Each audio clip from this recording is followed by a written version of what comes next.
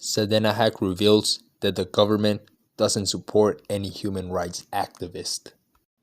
After the Sedena hack, El Universal found a list of 25 groups that represent a risk to the operation of the Felipe Angeles International Airport.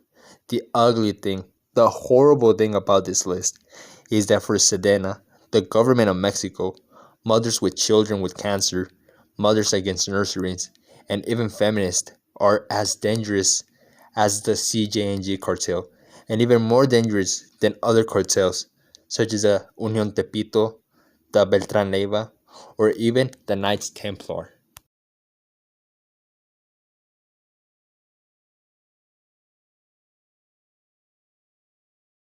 These are people that are fighting for peace and social justice, and they're getting called criminals.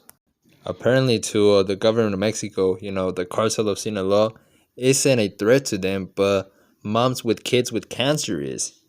There's even a group called Frente de Pueblos Originarios en Defensa del Agua, which is basically a group of farmers, ranchers, which are fighting for the water that is getting stolen out of their property and it's getting distributed to other places in the country that doesn't belong to them.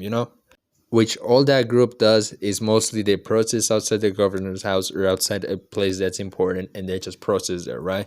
And they're getting labeled more dangerous than the Knights Templar, a cartel that is probably the worst of the worst. That cartel indoctrinated a whole state, which is Michoacan, and placed their own saint. And you're telling me they're less dangerous than that group?